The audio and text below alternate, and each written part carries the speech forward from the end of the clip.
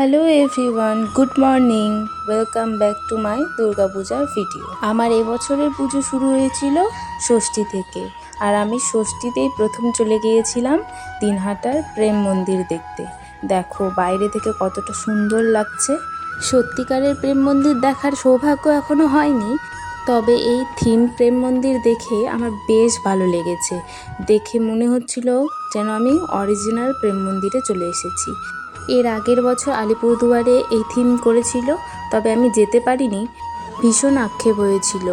তাই এই বছর শুরুতেই আগে প্রেম মন্দির দর্শন করেই আমার পুজোটা আমি শুরু করেছিলাম। তোমরা যারা যারা দিনহাটার আশেপাশে থাকো তোমরা নিশ্চয়ই গিয়েছিলে দিনহাটার প্রেম মন্দির দেখতে। আর আমরা ষষ্ঠীতে গিয়েও এত ভিড়ের মধ্যে পড়েছিলাম বলার মতো না। আমি প্রেম মন্দির সম্পর্কে যতটুকু জেনেছি, ভিডিওতে দেখেছি, এই প্যান্ডেলে হুবহু ফুটিয়ে তোলার চেষ্টা করেছে। রাধাকৃষ্ণের এই অনন্ত যুগল আমাদের সকলের মনকেই আপ্লুত করে। আস্তে আস্তে আমরা ভেতরের দিকে এগিয়ে যাচ্ছি, আর যত এগোচ্ছি তত বেশি কৌতূহল জাগছে যে ভেতরে আর কি আমরা দেখতে পারবো। সত্যি বলতে ক্যামেরা কতখানি বোঝাতে পারছে আমি জানি না, তবে এই যে কাজগুলো দেখছো খুব নিখুঁতভাবে, খুব যত্ন সহকারে শিল্পী তুলে ধরেছে এখানে। আমার তো বেশ ভালো লেগেছে। তোমরা কারা কারা গিয়েছিলে এই প্রেম মন্দির দেখতে কমেন্ট করে অবশ্যই জানাবে। ভেতরে প্রবেশ করার সাথে সাথেই বেশ অদ্ভুত একটা অনুভূতি হচ্ছিল, যেন সব কিছু চিন্তা ভাবনা আমাদের থেকে দূরে চলে যাচ্ছে। আমার দেখা এই বছরে এটি ছিল বেস্ট থিম প্যান্ডেল।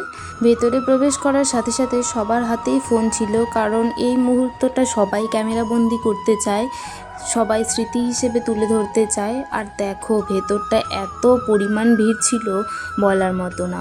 ওই যে মাকে দূরে দেখা যাচ্ছে, কত সুন্দর। যত বলবো এই প্যান্ডেল সম্পর্কে ততই কম বলা হবে।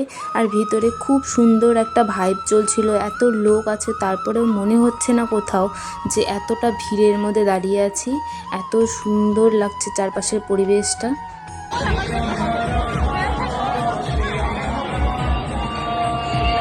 তাহলে চলো আজকের মতো এই পর্যন্তই। টাটা সবাইকে।